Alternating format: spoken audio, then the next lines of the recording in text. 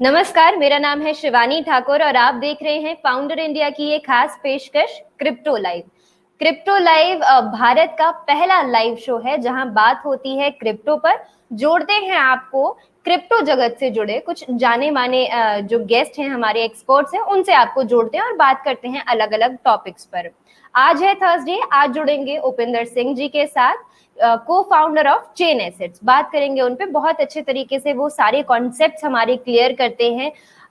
Meme coin, dose coin, ये सारे topics जो हैं हमने उनसे सीखे हैं, उनसे जाने हैं। साथ ही साथ बहुत अच्छे तरीके से उन्होंने कॉल्स भी दी हुई हैं कि बिटकॉइन के क्या कितने और करेक्ट होने के चांसेस है, कितने नीचे गिरने के उसके चांसेस हैं।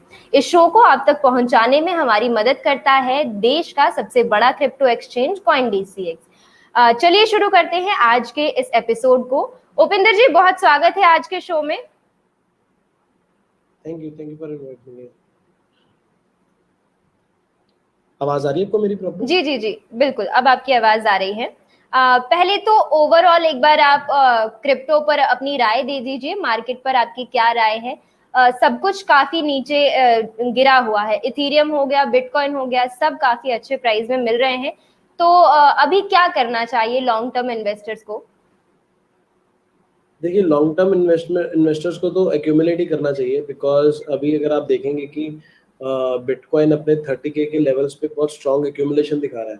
वो 30K से नीचे जैसे गया था तो वहां से बहुत बढ़िया तरीके से बाउंस बैक करा है उसने, और उसने डेली क्लोज भी काफी अच्छा करा है।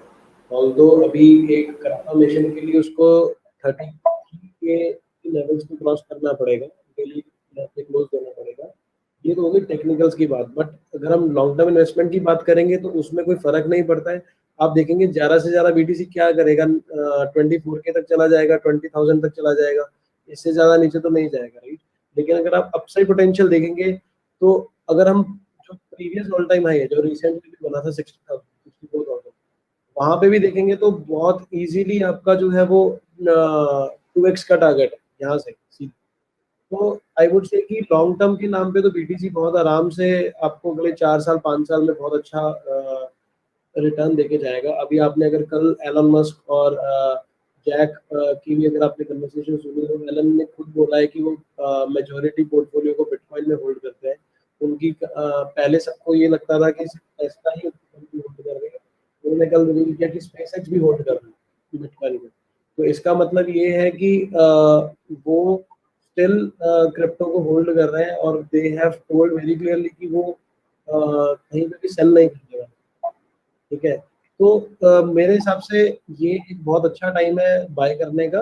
बट हाँ, आप थोड़ा बहुत अगर डिप्स पे फर्दर बाय करना चाहते हैं आप वेट कर सकते हैं, बट मुझे लगता है कि वो जरूरी नहीं है वो डिप आएगी या नहीं आएगी, नोबडी नोस। बट मेरे हिसाब से शायद एक चांस बन सकता है कि बीटीसी आपको एक चांस है, लेकिन बहुत टाइम के लिए दे सकता है।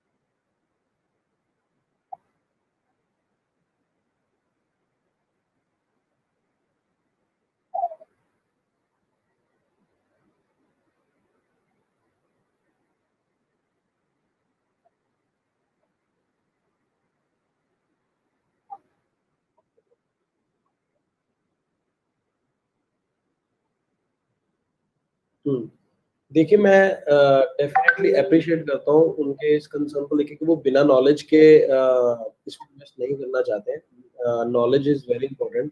अगर वो नॉलेज नहीं लेंगे तो पता नहीं लगेगा कि वो पैसा किस पे डालना है। ये बहुत अच्छा एटीट्यूड है और ये बहुत अच्छी अप्रोच है। उनको इस पे काम करना चाहिए, और आई थिंक काफ़ी सारे रिसोर्सेज इजीली अवेलेबल है इंटरनेट पे जहाँ से वो बिटकॉइन के बारे में सीख सकते हैं। लेकिन एक चीज ये भी है जो मैंने एक बार एक जगह पे मेल देखा था, like it was just a joke but still it made sense. कि if you know about Bitcoin, then you are going to be rich. Because when you know, you will invest in it. If you don't know about Bitcoin, but you still buy it, then you are still going to do it. But if you don't, either you or you don't know, if you don't buy the Bitcoin, then you're not going to be rich. उसका बहुत simple सा reason है कि bitcoin इन अगर सारी दुनिया आज की डेट में इन्वेस्ट कर रही है, हर कोई बाय करने की कोशिश कर रहा है, तो हमें समझना पड़ेगा कि वो क्यों कर रहे हैं। इसके पीछे बहुत सिंपल सा मैथमेटिक्स है। हर बार बोलता हूँ कि सप्लाई जो है वो बहुत ही लिमिटेड, फिक्स्ड है, क्रिप्टोग्राफिकली सिक्योर्ड है, उसकी सप्लाई को इन्फ्लेट नहीं किया जा सकता।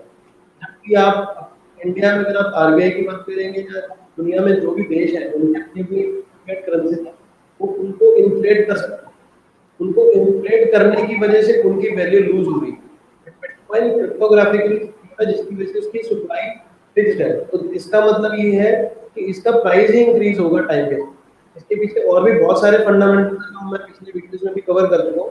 तो बिटकॉइन जो है वो एक ऐसा हेज है सारी दुनिया के अगेंस्ट, इन्फ्लेशन के अगेंस्ट, कि अगर दुनिया में गवर्नमेंट्स मनी को, करेंसी को प्रिंट करती जाती है और आप देख रहे हैं कि हर जगह महंगाई हो रही है आज की डेट। महंगाई तो कभी मैंने अपनी जिंदगी में कम होते सुना ही नहीं। पेट्रोल के प्राइसेस कभी कम होते नहीं सुने, कभी फूड के प्राइसेस कम होते नहीं सुने, दूध के प्राइसेस कभी कम होते नहीं सुने। तो इवेंचुअली हमें समझना पड़ेगा कि कोई तो ऐसा एसेट क्लास होना चाहिए दुनिया में जो इस इन्फ्लेशन को बीट कर पाए, और मेरे हिसाब से बिटकॉइन से बड़ी एसेट नहीं है।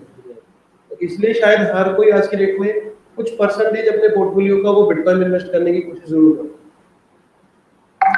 ठीक है, ये आपने काफी अच्छे तरीके से क्लियर कर दिया है। अमनप्रीत कौर भाटिया कह रहे हैं नो वॉइस। मैं माफी चाहूंगी, मेरी आवाज आप तक नहीं पहुंची। मैं अपना सवाल दोहरा देती हूँ, बाकी सर का जवाब तो आपने सुन लिया है। मेरा सवाल ये था कि हमारे एक दर्शक हैं जिशान अंजुम, उन्होंने अपना सवाल हमें भेजा था कि वो बिटकॉइन में केवल इसलिए निवेश नहीं करना चाहते हैं क्योंकि सारी दुनिया उसमें इन्वेस्ट कर रही है और वो खुद उसके बारे में ज्यादा नहीं जानते। तो इस पे हमने सर की राय ली है और सर का कहना ये है कि हमारे पास कोई ना कोई एक ऐसी एसेट क्लास होनी चाहिए जो इन्फ्लेशन के अपोजिट काम करे।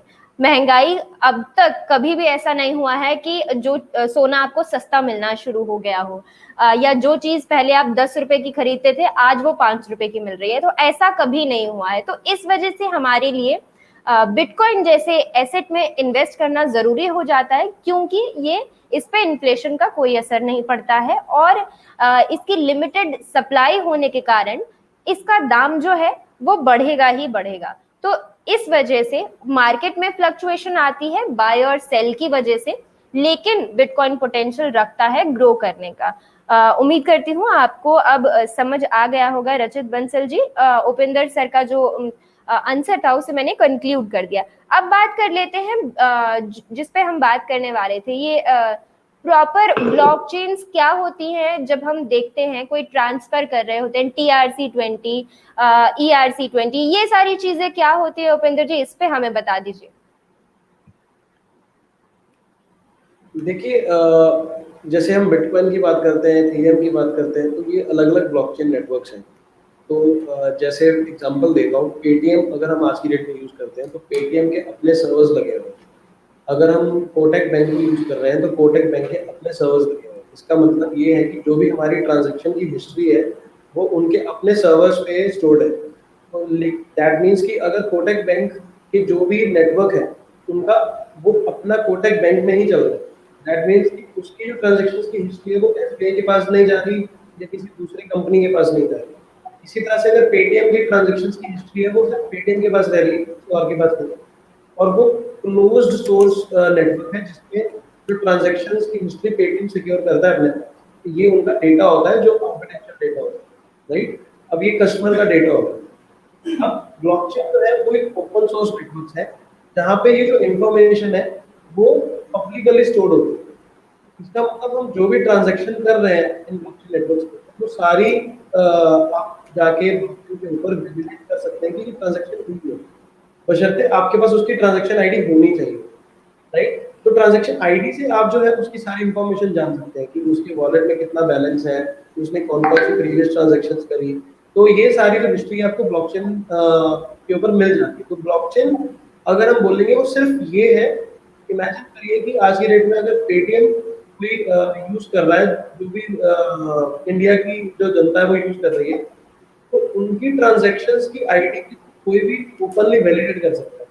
वो ट्रांजैक्शन जो डेटा है पब्लिक में पड़ा हुआ है, इंटरनेट के ऊपर पड़ा हुआ है, राइट। बस ये की डिफरेंस है ब्लॉकचेन। लेकिन वो कैसे होता है ओपन, वो एक डिसेंट्रलाइज्ड वे में होता है। पेटीएम के जो डेटा है, सर्वर्स है, उसकी कहीं ना कहीं जो ऑथराइजेशन है, सॉरी, तो बेसिकली उसको जो कंट्रोलिंग अथॉरिटी है, वो कंट्रोलिंग अथॉरिटी पेटीएम के हाथ में, तो Paytm owns that data, right. But जब हम बात करते हैं ब्लॉकचेन नेटवर्क्स की, उसमें ब्लॉकचेन की कंट्रोलिंग अथॉरिटी, उसका कोई मालिक नहीं है, उसका जो मालिक है वो जनता है, जो सारे मिलके उस ब्लॉकचेन नेटवर्क को चला रहे हैं। क्योंकि ब्लॉकचेन एक डिस्ट्रीब्यूटेड सर्वर्स का नेटवर्क है, वो डिसेंट्रलाइज्ड फॉर्म में जितने दुनिया भर के जो सर्वर जो है, जो प्रोवाइड कर रहे हैं सर्वर पावर, वो अल्टीमेटली इसमें अपना पार्टिसिपेट कर रहे हैं। और जो इसका जो पूरा डेटा है वो ऑलरेडी ओपन है, दैट मीन्स कोई भी आके उस डेटा को चेक कर सकते हैं। अब ये तो हो गया कि आप सिंपल जो ट्रांजैक्शन कर रहे हो, बिटकॉइन हो गया या डोज कॉइन हो गया या लाइट कॉइन हो गया या बिटकॉइन कैश हो गया, इस तरह से हो गया।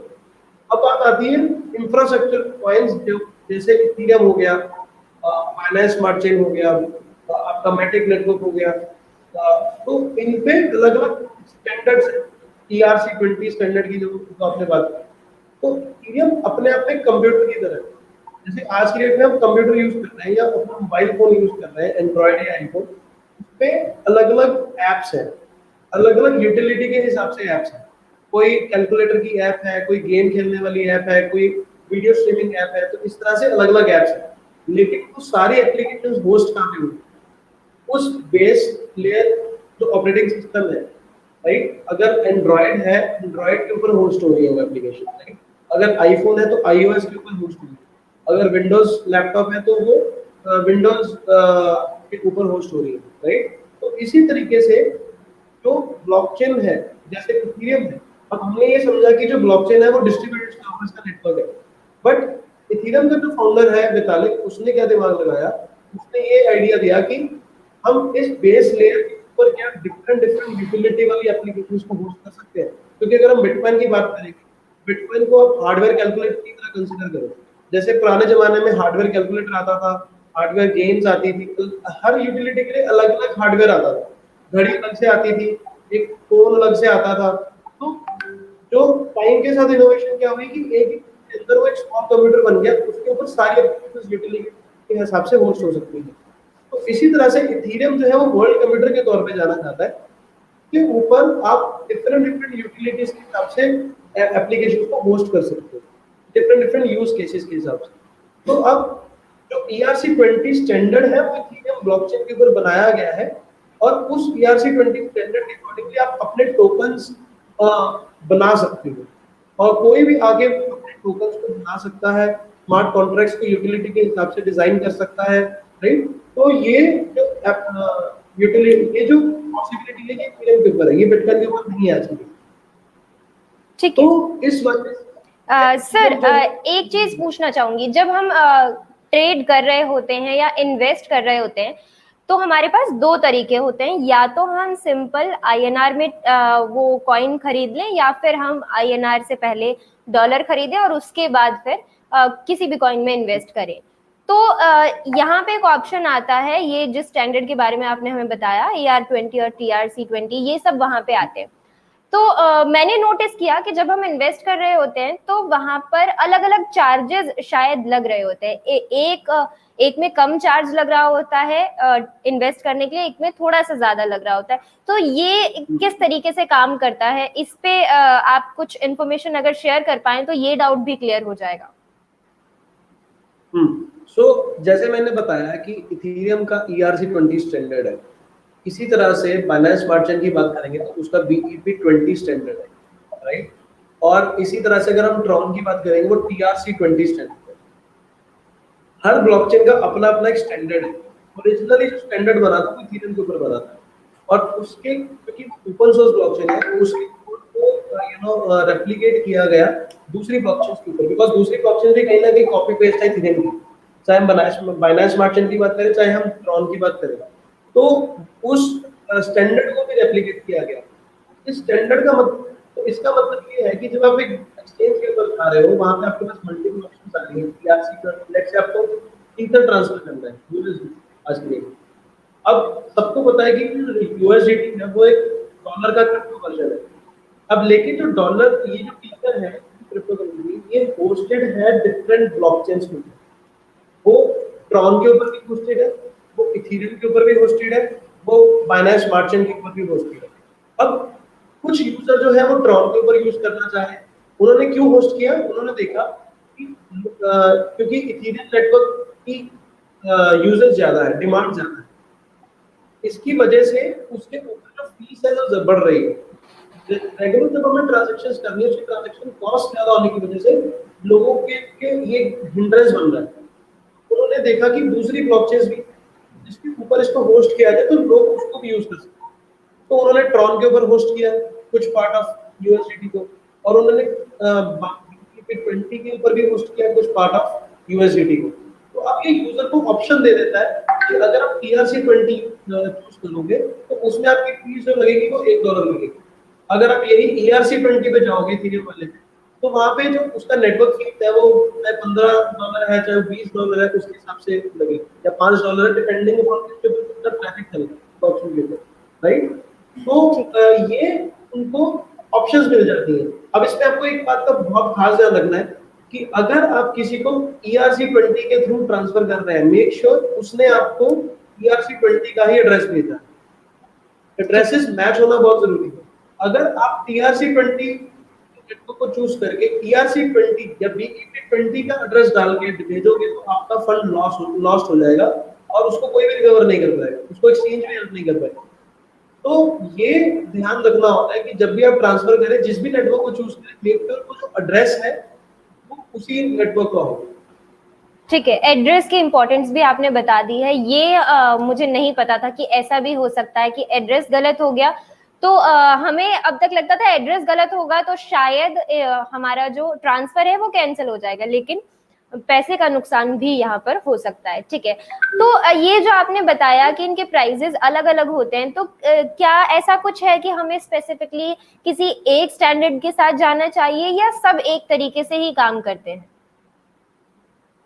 देखिए, फंक्शनैलिटी पॉइंट ऑफ व्यू से सब एक ही तरीके से काम कर रहे हैं, उसमें कोई डिफरेंस नहीं है। बाकी डिपेंड करता है कि जब आप किसी के साथ ट्रांजैक्शन कर रहे हैं, उस आप दोनों में मैचिंग अल्टीमेटली क्या मैटर करता है कि ट्रांजैक्शन एड्रेस सेम होना, राइट। तो अगर वो प्रेफर कर रहा है ERC20 और आपके पास ऑलरेडी वो ऑप्शन है भेजने की, तो व्हाई नॉट, उसमें क्या दिक्कत है? उससे आपको फीस भी कम लग रही है और फंक्शनैलिटी बिल्कुल सेम है, कोई फर्क नहीं पड़ रहा, राइट। तो आप कर सकते हैं। अगर कोई BEP20 पे ट्रांसफर लेना चाह रहा है तो आप उसको BEP20 के एड्रेस मंगवा सकते हैं, तो उस पे आप ट्रांसफर कर सकते हैं। बस आपको ये ध्यान रखना है कि एड्रेस हमेशा मैच करे। दूसरी बात आती है कि अगर हमें वैसे देखना है from decentralization point of view कि इथेरियम का जो नेटवर्क है वो हाईली डिसेंट्रलाइज्ड है, तो वो हाईली रिलायबल है। जो ट्रॉन है वो डिसेंट्रलाइज्ड नहीं है, वो उसको एक पर्टिकुलर पर्सन है जो उसको चला रहा है आज की डेट में, राइट। तो वो उसका इन्फ्लुएंस है उसके ऊपर। तो अगर उसके ऊपर कल को कोई दिक्कत आती है तो कहीं ना कहीं that can be related to him, right. तो इथेरियम की रिलायबिलिटी ज्यादा है, जैसे बिटकॉइन पे क्यों रिलाई करना पसंद कर रहे हैं, बिकॉज बिटकॉइन डिसेंट्रलाइज्ड नेटवर्क, तो इसकी वजह से बिटकॉइन करप्टेबल नहीं है, उसको करप्ट नहीं किया जा सकता।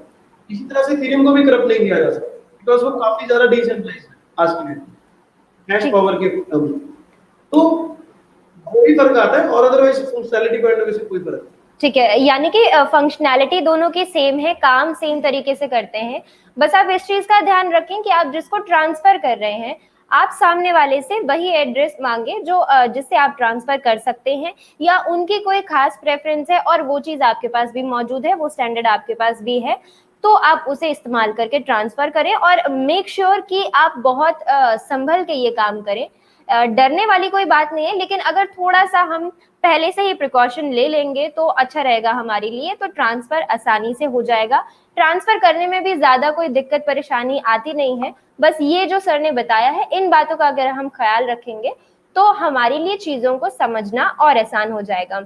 खास तौर पे हर दिन हर लाइव के दौरान जब भी हमारे कोई गेस्ट आते हैं, हम ऐसे किसी एक टॉपिक को इसी वजह से उठाते हैं ताकि जब भी आप इन्वेस्ट करें तो आप पूरी तरीके से श्योर हों कि आप कर क्या रहे हैं। जैसे जब मैं ये कर रही थी तब मुझे नहीं पता था कि ERC20 TRC20 क्या होता है, बस इतना फर्क समझ आ रहा था कि एक में मेरा चार्ज जो है कम लग रहा है, एक में ज्यादा लग रहा है। अब मुझे वो भी बहुत अच्छे तरीके से क्लियर हो गया है।